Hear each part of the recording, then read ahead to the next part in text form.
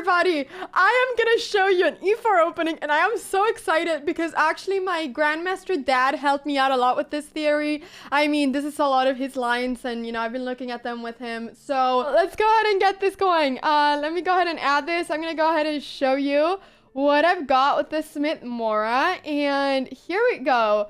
Okay, look at this, guys. We have made Theory Thursday a little bit, you know, we've added some stuff for this.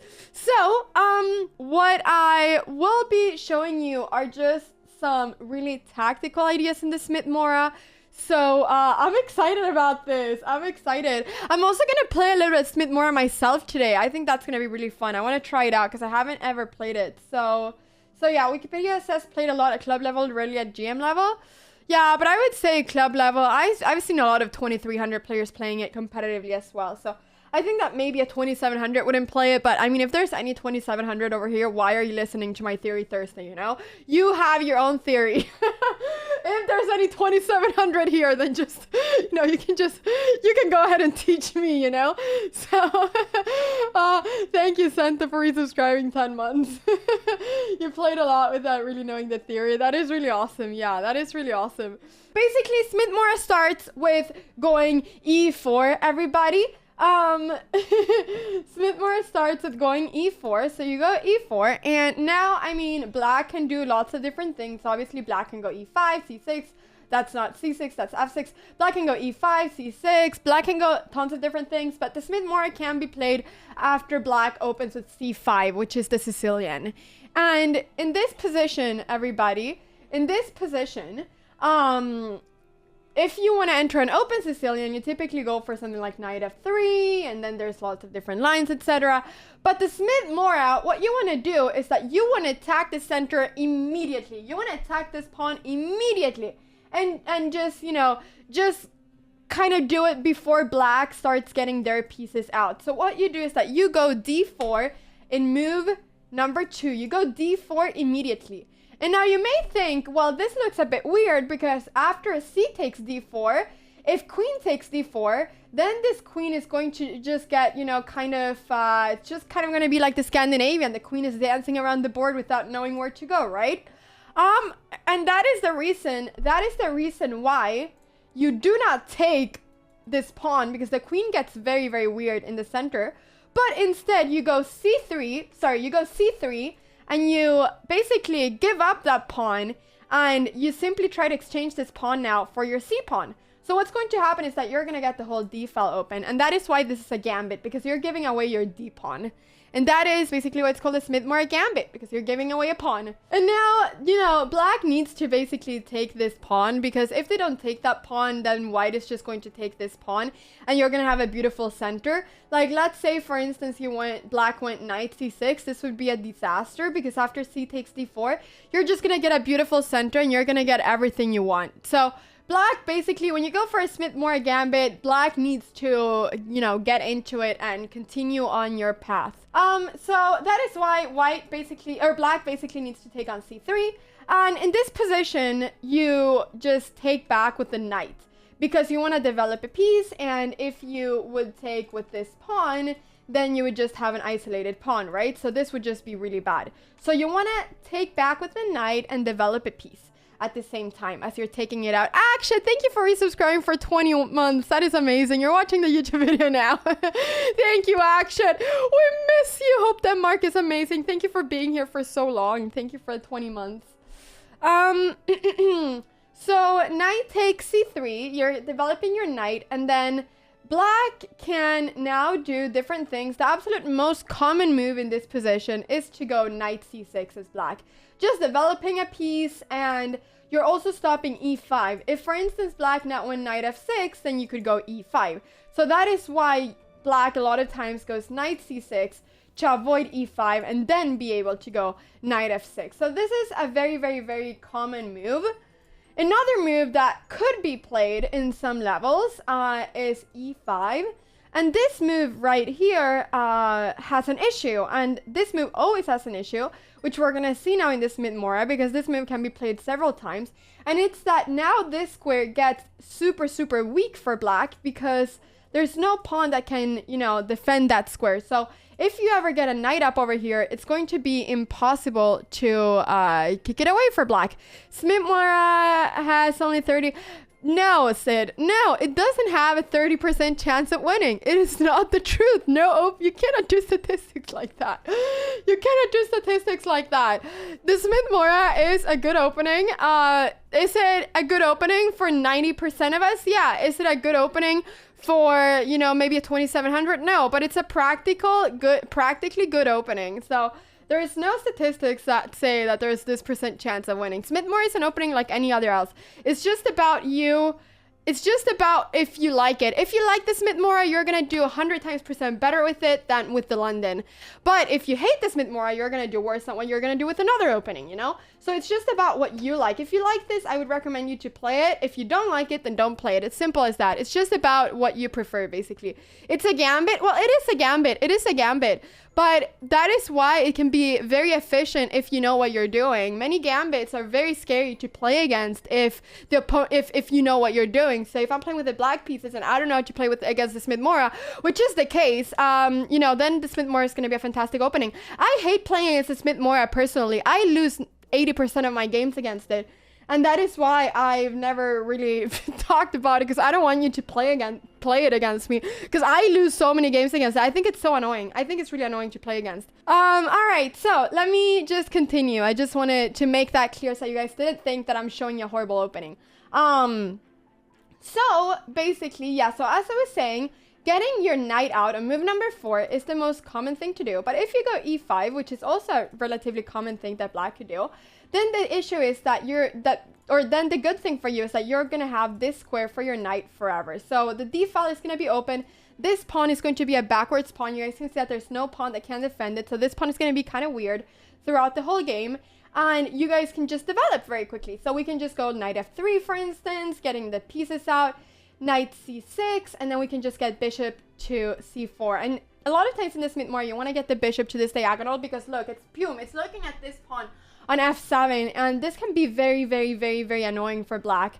The fact that this bishop is so strong over here. So yeah, this is definitely pretty good in blitz. Definitely is, yeah. And if black ever goes d6 to get this bishop out, then this pawn is going to be super weak in this kind of positions. So let's say that they would go d6, like I said. Let's say that they would go knight f6, for instance. Then you have knight g5 here, as you can see. And then the only way of defending this is to go d5. So here you can see how this bishop can work really well with this knight, for instance. Yeah. Here you would basically just be able to take the pawn. I mean, you could either take it with a knight or a bishop. I'd say that here you can just take it with the knight. I like taking with the knight here. I think that this is more than fine. So yeah, this is just a free pawn. So it's actually a mistake to go knight f6 here. And if you go d6 in this position, then you still have knight g5. And in this position, the only way of defending this pawn is to basically go knight h6. But then you can bring the queen up to d5. Look at this, everybody. The queen can go up to d5. You're looking over here a lot. And if the queen goes to e7 to defend, then you just go bishop e3. And all your pieces are kind of working, even if you're not going to be able to win this pawn. All your pieces are working really well. This bishop cannot go to e6 because then you'll take it. And the only real way to kick this knight away is to go f6. But then the king is never going to be able to castle properly short side. So then you can just basically, you can go knight f3 to keep it safe. I just recommend this, but I mean, you could even go knight e6 if you want to spice things up. But I think knight f3 is better because then you're not exchanging queens. And this is just very annoying for black. So yeah, look at that. Look at that. Isn't that pretty nice? Isn't that pretty nice? White has a lot of initiative here. So what do you think about this? Is it clear why e5 is not a good move on move number 4? Why you don't really want to go e5? Remember, because then you're going to be leaving lots of diagonals and squares open for black, and this pawn is going to be very weak the rest of the game. Yeah, e5, bad move, everybody. e5, bad move. So yeah, and also another issue with going e5, is that, as you can see, whenever you go e5, you're also stopping your opportunity of going e6 and blocking this whole diagonal. So that's another issue with going e5. But anyways, I'm going to show you what happens if they go knight c6, which should be the best move here. Exactly. So, knight c6. I'm going to change this song. I'm sorry. Knight c6. There we go. Knight c6. And in this position, you want to develop. So, knight f3. And here, black can do different things. Black can either go knight f6. Black can go d6, which I'm going to show as the main move. And black can go e6 if they want to go for the Siberian Trap that I play. This is the only thing I do. I just play the Siberian Trap and hope that my opponents fall for it. That is everything that I do. So yeah. But probably you don't really want to do this as black. Probably want to go for one of the other options, which are a little bit more safe. So I'm going to start with showing you knight f6 here. So as I said before, black went knight c6 to avoid white from playing e5 immediately.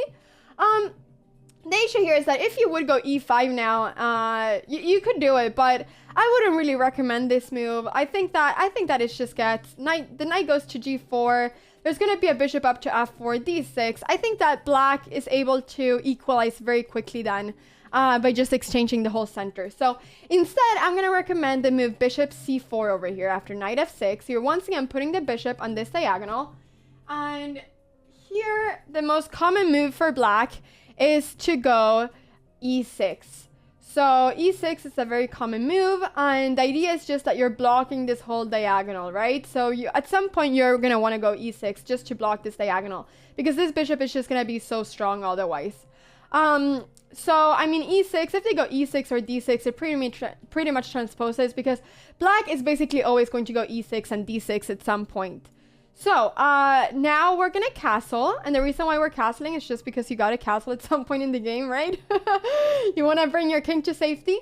And now black is going to go d6. And now it may seem a little bit strange as it's blocking this bishop over here. But the thing is that this bishop doesn't really have any really good place to go to. If the bishop would at some point go to c5, the issue is that the bishop would easily be able to be kicked away. And after the move d6, then this pawn would be very weak. So the bishop typically wants to stay here to protect this pawn forever and ever. So d6, you're also now stopping this e5 push forever as black, which is, you know, at some point as white, if black never goes d6, you might want to push e5 just to get a lot of space, especially if you've played h3 first and stopped this move. Then it can be very, very good to go for e5. So after d6, queen e2, you're just defending this bishop and you are defending this pawn. Let's see, isn't e5 better before taking out our f bishop? I don't really want to go e5. So what I'm going to show you is not going to be with e5. We might play e5 later, but it's going to be a little bit later. So it kind of depends on what black plays. So queen e2, and here, before we go for any of those kind of moves, we just want to bring all of our pieces. Like, we just want to develop all of our pieces. So we want to develop our queen, we want to develop our rooks, we want to develop our bishop, and then we can decide if we want to go e5. Let's see. So queen e2, and we just want to, this is just to bring our rooks into the center. And now black can go for different things. Black can either go for bishop d7, which is a bit passive.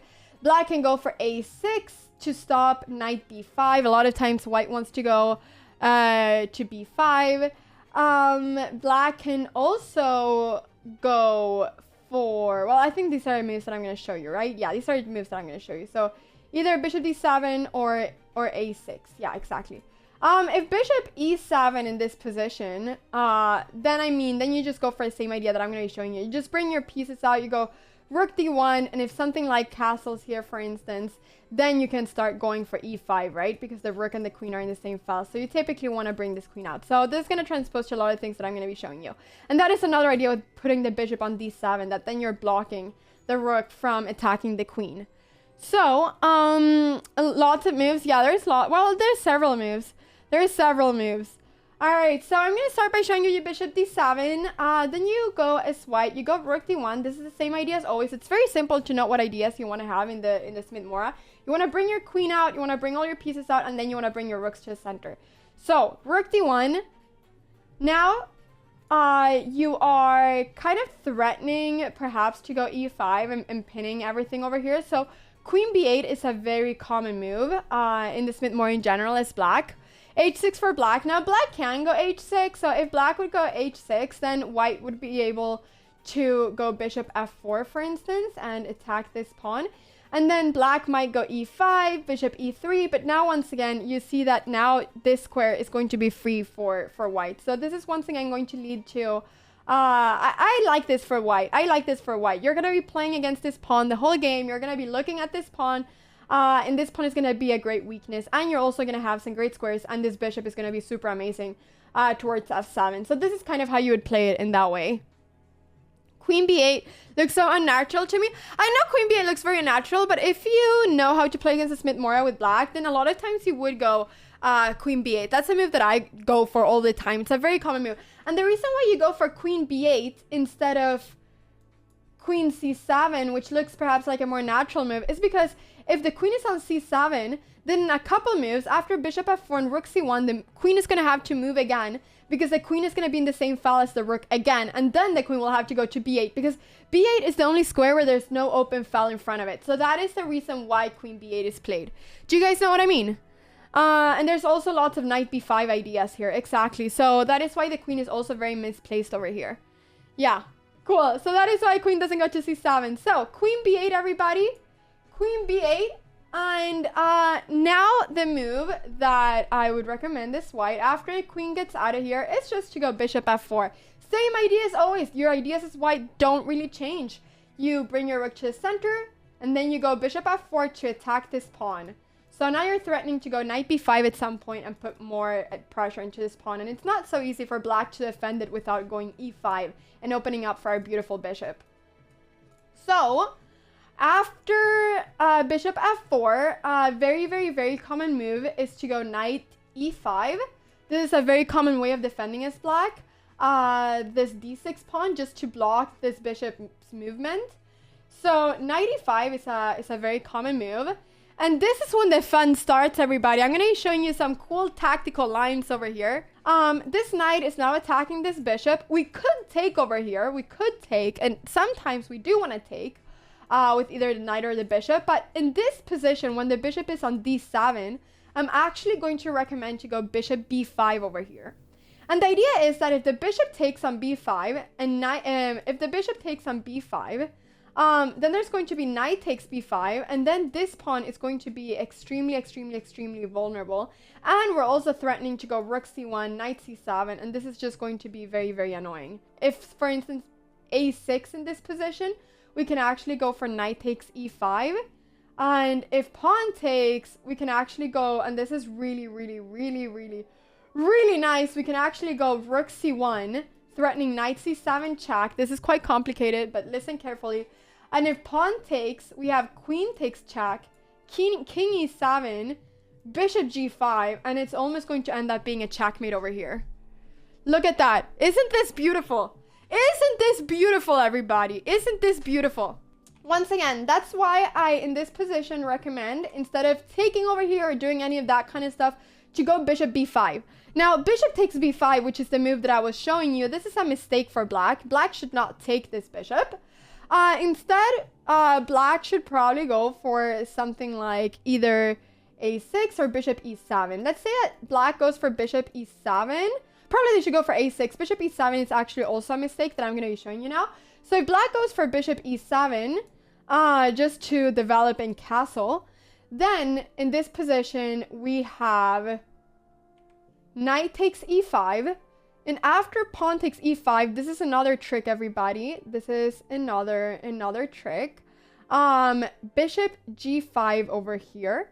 And after something like a6, bishop takes d7, knight takes d7, bishop takes e7, king takes e7, and then we want to go queen g4, basically.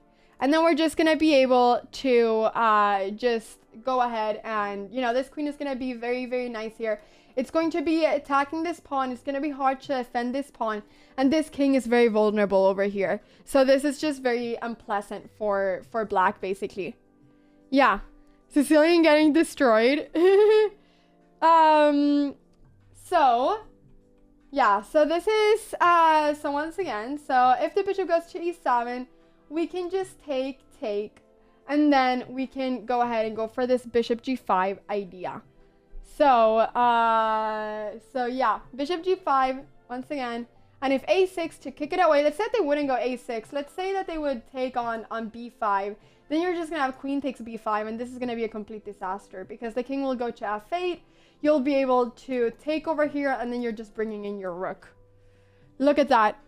Look at that, everybody. Pretty beautiful, nice. So you're just eliminating all the minor pieces that can defend the king. So, yeah. You're just eliminating all the... You're just exchanging all your minor pieces for their minor pieces because of the fact that their king is so vulnerable and that they don't really have that many things that can defend. And now we can see that we're actually kind of playing against this whole queen b8 idea. This queen on b8 is actually pretty... it's actually pretty bad because it's also stopping the movement from this rook on a8. So all of black's pieces are kind of bad in this position at the same time as the king cannot castle. So I think that is really interesting. So those are basically those ideas over there. Let me just see what it is that I haven't shown you. I think I've shown you all of this. Yeah, cool. So let's see. So yeah, that is exactly, yeah, there we go. That is if they go bishop d7 over here. So if I take this from the beginning, everybody, once again, we're going to go all the way to move number 8 from the beginning. So e4, c5, here we go. We're just bringing all of our pieces out. And now, instead of going d6, which I'm going to be showing you later, they're going knight f6. They're developing this knight. Now, bishop c4, e6, castles, d6. This position can also arise from going d6 first. But yeah. Let's see. So queen e2 once again, and I was showing you bishop d7, which was a move to block any, you know, rook attack on this queen if the rook goes to d1, and also to just kind of bring this bishop out and developing it, because you don't want to stay on c8 forever rotting like my pumpkins the other day. My pumpkins are completely rotten. I threw them away.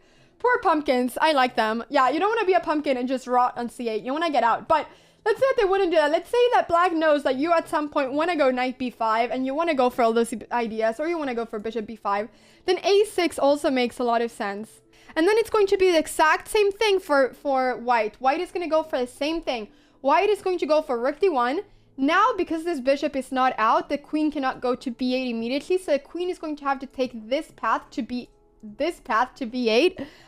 Because the queen will pretty much always end up on b8 if black knows what they're doing against the Smith Morra. So, queen c7, and now same thing as before, guys. That's the beautiful thing about the Smith Morra. It's that it's so, like, you don't have that many different plans. It's the same idea all the time. So you go bishop f4, once again to attack this pawn.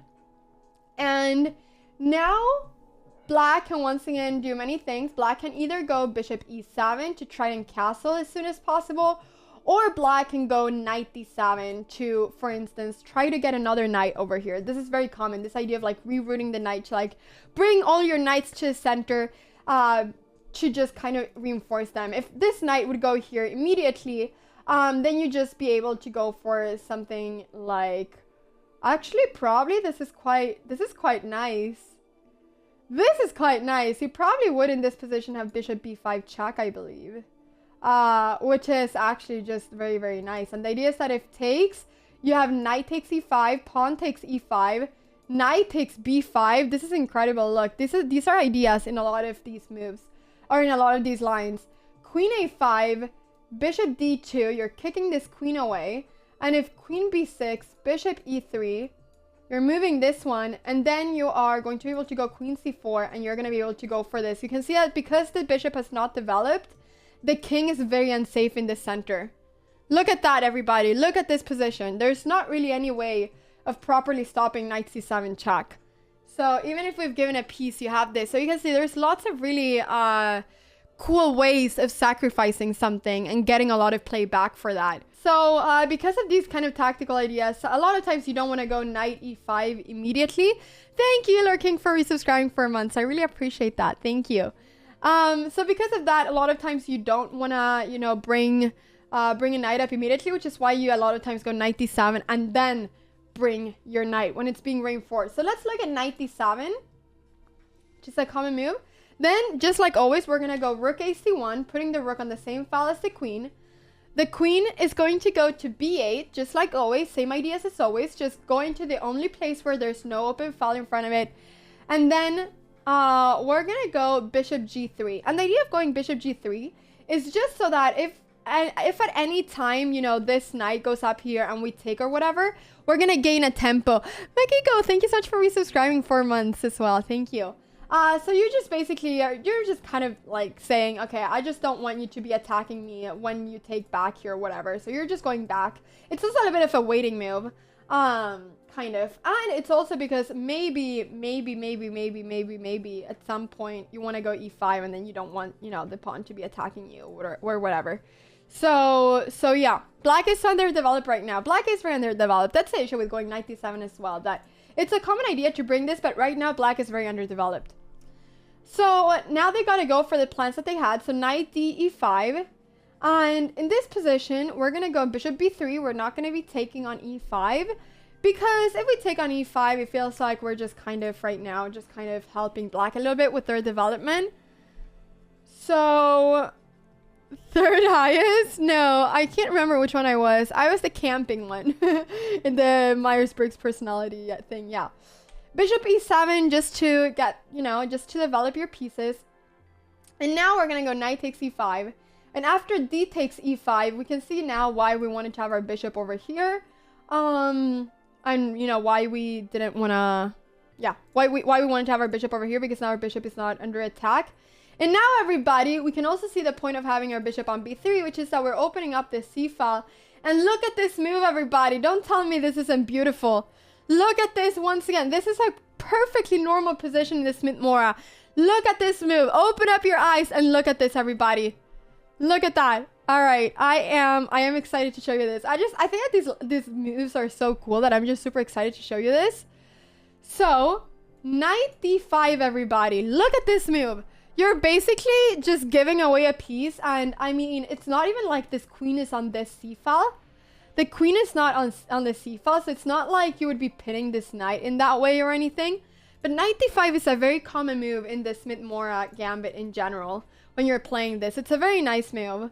So knight d5, the idea is that one, you're threatening to go knight b6, you're threatening this bishop, and you're just activating your knight, right? And the idea is that if e takes d5, which looks like the normal move to take, then you're gonna go e takes d5. And now the question is, where does this knight go? Like, where does this knight go? This knight cannot really go to any productive place. If the knight goes to like d8 or something, then we're just gonna go bishop takes e5. And then it's going to be kind of hard to know where the queen is gonna go. Let's say that the queen would go to a7 or something. Then we can just take on g7, and this king is gonna be super weak. If something like rook b8, we're probably can go d6, but we can also just go rook c7. So there's lots of moves that we can do here, and this is just a complete disaster. So if knight d4 in this position, then same thing, we're just gonna be able to take it. So if pawn takes, then the queen is hanging. So here we just get back our piece, and now it's equal material, and after something like castles, we can just go for bishop takes e5, for instance, and throw in this queen. And this is just really good. So it's a really nice sacrifice to go for knight d5, because the knight doesn't really have anywhere to go after. Yeah. So what do you guys think about this? Do you kind of understand the ideas of going knight d5? So you're saying we should blunder pieces? We shouldn't blunder pieces. We should sacrifice pieces if we know the good stuff we're getting from them.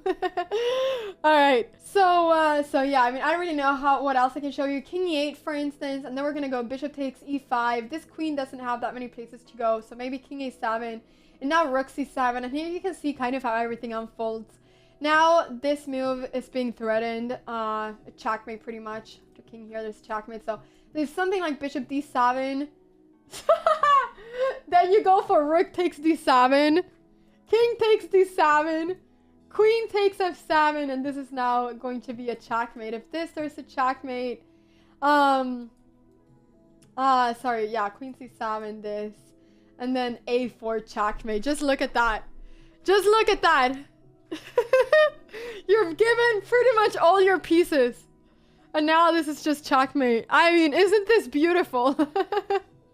You've given all your pieces, and then you're just able to checkmate with a pawn as well. I mean, checkmating with the pawn is the ultimate GM move that you can do at chess. It's really the way that, you know, you just tell everybody that you're a super strong chess player. So, those are some of the ideas over here. I know I went quite far in, but I just wanted to show you all of this. You want to watch this again? You will pizza tapes. It's gonna go up on YouTube. And this all comes from if you go knight d7. So I showed you quite a lot over here, but I just think this is such a fascinating line, to be honest. And yeah, this all comes from if they go knight d7 in this position. So if they try to go for this rerouting kind of maneuver. So these are some really cool lines. So, let's say that instead of knight d7, let's say that they would go for bishop e7 just to develop and then, you know, castle. Then we're gonna go for the same idea. Rook ac1, and now the queen will go to b8. Beautiful. The queen will go to b8, just like always, because the queen doesn't want to be on the same file as the rook, because nasty things can happen. Let's say that the queen wouldn't go to b8. Let's say that, for instance, black would castle or something. Then we can start thinking about bishop b3, because now we're going to be threatening this move over here, knight d5 at some point. The idea is that if takes, this knight is going to be pinned, and we're going to be able to take here as well, and everything is going to be kind of pinned. So these are some very common ideas. If, you know, the queen wouldn't move, you want to put first your bishop on b3 just to open up for this rook, and then you want to a lot of times bring a knight up to d5. And now we're going to go for e5. This is the move that I'm going to be recommending you here. So we can see that now that the knight is not on d7, we can play e5. If the knight was on d7, then there would be too many pieces defending this pawn over here. But right now, we are the ones that can play this move, because black cannot, you know, like, we're not giving away a pawn, basically. So after e5, we're threatening this pawn and we're threatening this knight. If pawn takes over here, this is not that good. Then we're just going to be able to take over here back. And now this queen is a little bit in trouble. If something like knight takes, bishop takes, queen a7 would be the only move. This queen is already a bit awkward over here. And then after that, we can just simply go for something like knight e4 or something like that. And if takes and castles, then there's all of a sudden going to be a lot of attack towards the king that we're going to be seeing over here. So this is just, there's a lot of attack going on over here. So so look at this. Yeah, so we're threatening checkmate in one of something like f5, queen f4, for instance. We're going to go queen g3. And all of these pieces are kind of useless. We might bring up a rook to c7. And this is just very good for white, because we're just going to be attacking this king a lot. So this is really nice for white. So that is if they take on e5, but taking on e5 is not that good because of the fact that this queen is just so bad here on b8 after we open up all of these diagonals. So a very common move is to go knight h5 just to kick away this bishop, because this bishop is the whole issue for black. This bishop is being really, really strong over here, and black just wants to get rid of it. And in this position, we cannot really stay in this diagonal, so we gotta go bishop g5. We are gonna try to exchange this bishop, which is the piece that's defending this pawn. If we're able to exchange this bishop for this one, then this pawn is gonna be a lot weaker, unless they have time to take over here. Bishop takes g5, and after knight takes g5, knight f4, this all, you know, just trying to activate this knight. We go queen f3. If this knight moves, there's going to be disasters happening on f7. Takes on e5. Now we cannot take back, so this is a free pawn that we're giving, but we're just opening up even more. So we are 2 pawns down as white, but all of these squares are so weak, so we're bringing another piece over here. And if black would go for anything that's not castles, then there's going to be knight d6 check. And then this king is just going to be a complete disaster, and the pawn on f7 is going to be hanging. So castles makes all the sense in the world. Then g3, knight d4, g3, knight d5, just to bring the knight up somewhere. And after knight d5, in this position, there is rook takes d5, which is very beautiful. Pawn takes, and then after bishop takes, there's not really going to be any way of properly defending on f7. So if something like knight d8, for instance, which is one of the few moves that there is to defend on f7, then there's going to be this really beautiful tactical line, everybody. Are you opening up your ears and eyes? Because I'm going to show you another really cool tactic in this position. And I'm showing you this because knight d8 is the only true way of defending over here. If you go queen c7, then, you know, you're putting your rook on the same file as the queen, which is not amazing. So knight d8, there's this really beautiful, really beautiful knight f6 check. And if pawn takes f6, queen takes f6, this is just so nice. And you're threatening to go queen h6 and checkmate over here. And I don't really know, and I don't really know exactly what it is you're gonna do. You're also just threatening to go bishop e4 and checkmating with the bishop. I think that's what you're threatening even more. And I don't really know what exactly you're gonna do. Let's say we just go something random like queen a7, then you're gonna have bishop e4. And, you know, there's not really any way of defending. If rook e8, there's gonna be bishop takes h7, king over here, rook c7, and you're just gonna be checkmating, basically. You're also threatening to go queen h8 checkmate. So yeah, look at that. Isn't that beautiful? Isn't that beautiful? And this is just gonna end up being a checkmate. You can't stop it. You can't stop it. So yeah, those are kind of the ideas with that. Probably in this position, in move number 17, what you want to do after g3 as black is probably to go knight d4, and then you'll probably have to take here as white, and then go for queen takes f4. And this is now going to be a pretty balanced, equal position. This is not really that much better for white, but it's not worse either. But this is like, you know, then you have to see that you can have this intermediate move. So yeah. So this is probably the best that black has, and this is just a pretty equal position for both. So yeah, people, that is that line. This is a 5 knight f6. So once again, what I have been showing you right now is in this position, if they go knight f6, that's what I have been showing you, and that's when we've brought the bishop up to c4, they've gone e6, etc. e6, d6, bishop f4, we've castled, and then we brought our queen to e2, and then the rooks to the center. So this is what I've shown you. But now I'm gonna go ahead and show you. What happens if 5d6. That's the one that I'm gonna show you right now. Oh yeah, basically. So actually, before I show you 5d6, I'm gonna show you the Siberian Trap. I'm gonna show you the Siberian Trap, everybody. And the Siberian Trap is what I play with black, and that is to go, instead of knight f6 or d6 in this position, it's to go e6. I believe, yeah, it's to go e6. Popular in Siberia. I mean, I don't know if it's popular in Siberia, but yeah. So e6, and here the idea is that if you go bishop c4, which is what you do with white, you go bishop c4. This is what I play with black once again. You go queen c7 as black, immediately trying to put some pressure on this. White castles, knight f6, and the idea here is that and this is generally the only idea and the only trick that I'm hoping for, is that after knight f6, in this position, I would recommend probably going knight b5. This is the move that I would recommend.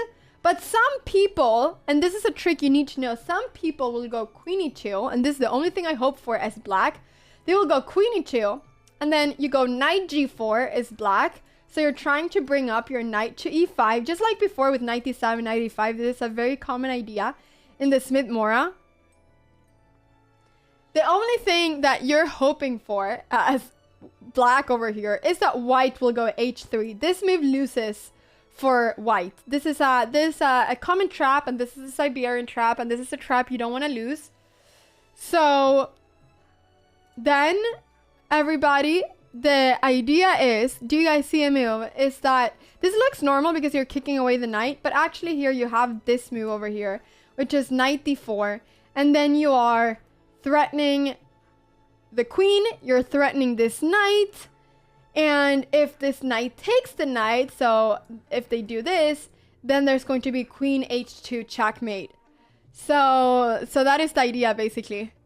That is the idea. Very beautiful. The Siberian Trap. And this is the only thing I try to go for is black when I play the when I play against the Smith Morra. That is pretty brutal. Do people fall for it a lot? They do, Raincloud. I have beaten several 2000s with this trap. Like, many people fall for it because h3 makes so much sense, right? If you're only seeing that the idea is to bring this knight to go here, then this can just come as a quick natural move. But then you have this trap over here.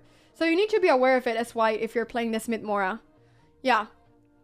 So you have to go g3 or what then? So in this position, instead of going h3, the only thing that you need to do, probably, you can just go e5 in this position. And then you're, sorry. Did I say e5? No. No, in this position, no, I'm kidding. G3 is what you go for. Yeah, exactly. Sorry, I mixed it. No, you go g3 in this position simply to stop this. Yeah. But I would not recommend you to playing this in the first place as white. I think that there are better ways to face this idea as black. So when you're going e6, bishop c4, and queen c7, castles, and knight f6, the issue with this is that you haven't gone d6 as black. You have not played this move as black. And what that means is that you can actually go e5 at some point as white here, because black hasn't gone for this. So instead of going for queen e2, which I think is a little bit of a waste of a move in this position, I would recommend to go in this position. Move number 7, I would recommend going knight b5 and kicking the queen away. And after the queen has been kicked away, then you go e5, because now you're actually able to bring this knight up to d6 if it's kicked away. So now this knight has the potential of going here. And this is probably what I would recommend. I actually play this in the London Classic. I played against the 2400 and they played this line against me with white. And I got crushed. Because I did not know that you couldn't take this pawn. So I took this pawn. This is a mistake to take. And I got crushed in 20 moves as black. So against the 2400. It was not a good time. It was not a good time. So I'm going to show you what happens. Yeah. I'm going to show you what happens over here. So if knight takes e5, which looks like the normal move if you don't know what's going on. The idea is that you have knight takes e5, queen takes e5, and then rook e1. You're kicking the queen away. If the queen goes back to b8, then you're going to have queen d4. And now all your pieces are just super active. Let's say, for instance, a6 would be played. Then you're going to have bishop f4. That is the idea of going queen d4. That you're defending this square. And now this queen is pretty trapped. Like, you pretty much need to sacrifice the queen. This is actually my game. This is my game, everybody. This is actually my game, I believe. I believe I fell for this thing over here. I went a6 and they went bishop f4 and then I just resigned against the 2400. It was so sad. It was so sad. 13 moves. I mean, that was just so sad. Like, still, they were strong, but I was just so upset at myself. And I was black, yeah. And I just told myself I'm never falling for this again. That's why I'm showing you this. So that is if you go e6 and you go for the Siberian, try to go for the Siberian Trap like I do. But yeah, so now I've shown you, everybody, I've shown you 5 knight f6. And I've shown you 5 e6. These are the 2 moves that I have shown you right now. These 2 moves are the ones that I have shown you for the past 1 hour. So now I'm going to go ahead and show you the last one that, you know, you could go for as black. Pretty much. I mean, any other move is kind of weird. Which is to go d6. This is a very common move. Very common move. Once again, the idea of d6 is just that you want to stop e5 at all costs. So d6, very common move against the Smith Morra Gambit. Extremely common move. So bishop c4, same ideas as always. You just need to remember the ideas. So bishop c4, I am Morpheus, I'm feeling the fire. Bishop c4, e6. Once again, same ideas as always for black. They're just trying to bring this bishop out in castle. We castle bishop e7 just to get the pieces out. Queen e2, same ideas as before, bring the rooks in. a6, stopping knight b5. if knight f6 in this position, which they could go for to castle immediately, then we go for rook d1. We're threatening right now e5. And now the thing is that if queen c7, there's going to be immediately knight b5, and it's going to be a disaster. So this would just be really, really good for white. So at some point, black is basically going to be forced to play e5. But this is probably not the way that black wants to do it. So at some point, black will go e5. And typically, they'll go e5 right now, just because they know that queen c7 is just going to give a lot of tempos.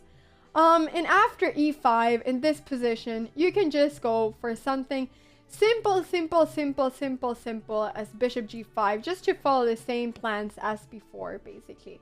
And then you just bring your rook into c1, and you might go knight b5. The idea of going bishop g5 is that maybe at some point you'll be able to take, and then this bishop will need to go and take back, otherwise the pawn structure is going to be destroyed. And then if you have a knight over here, this pawn is going to get very weak, or if you have a queen over here or something. So bishop g5 is a common move a lot of times here. Yeah. So a6 instead first, rook d1, queen c7, bishop f4, same ideas as before. This is very similar to what I was showing you before. Knight e5, just to block the bishop from attacking this pawn. If e5 over here, this would be a disaster after knight d5, queen b8, and bishop e3. There's a lot of really weak squares over here. Why not bishop e3? You can go bishop e3 as well. You can go bishop g5 or bishop e3. It depends on where you want to go with your bishop. But bishop e3 is also a very common move. Now bishop e3 is very strong because you're defending this square, and you know you might want to get a knight up to b6. Especially because this bishop is so much worse than this one. So exchanging this knight for that bishop might be a good thing. And yeah, this is just advantage for white. This is just better. If, let's say that they would go b5 in this position, then you can just go for bishop b3. And now the issue with going b5 is that they have taken away the only pawn that was defending this knight.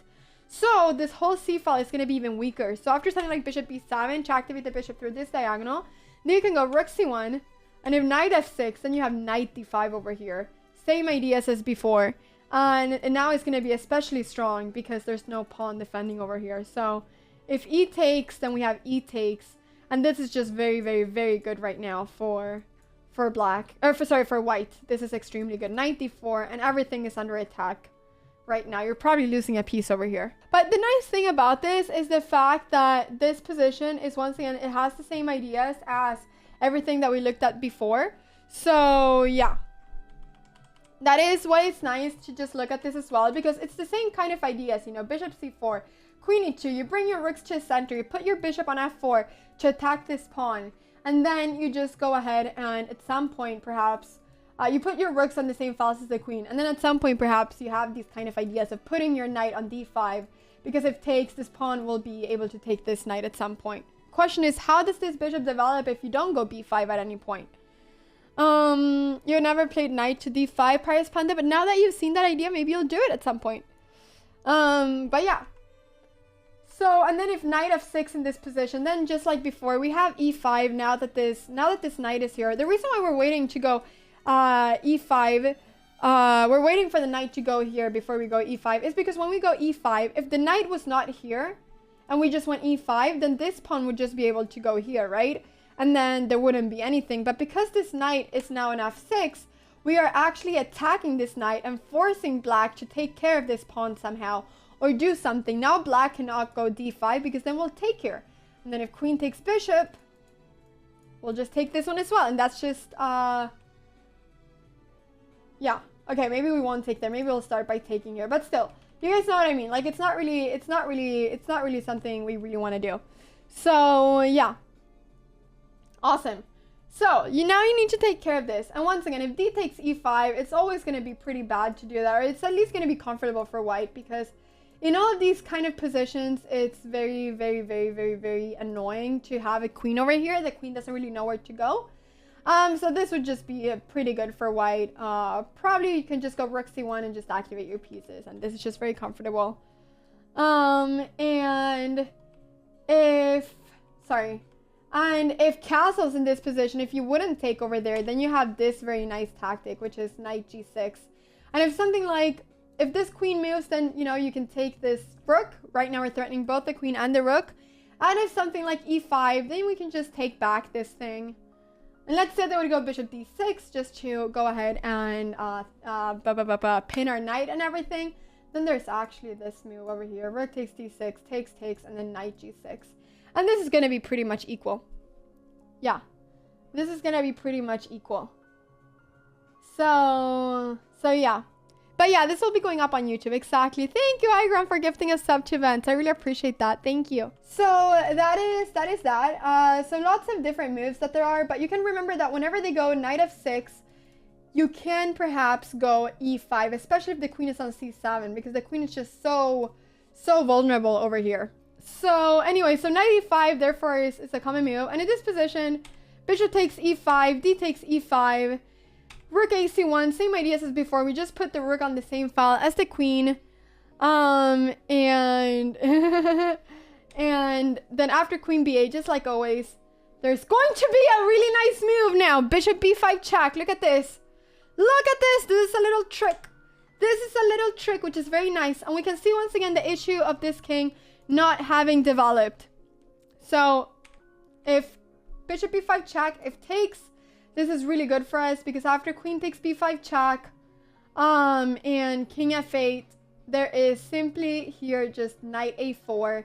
And we're going to be getting this knight up to b6, and this is just going to be really good for us. So for white. So that is kind of the trick over here. Very nice trick. And bishop b5 is a move in some different positions. But it simply just works now because the king is just so vulnerable over here. Good for us, good for white. Yeah. Very beautiful. So probably the king, yeah, probably this is just, you know, pretty scary to get into. But king f8 is also very scary because then you have knight a4 immediately. Same idea as before. So yeah, knight a4, queen a7, and then we have knight takes e5. And the idea here is that we're threatening, let's say that they would go for something random. Let's say that they would go like h6 or whatever. Then the threat is to go bishop d7. You're threatening this bishop. And after, you know, you cannot really defend it, so you gotta take it. We're threatening with 2 pieces.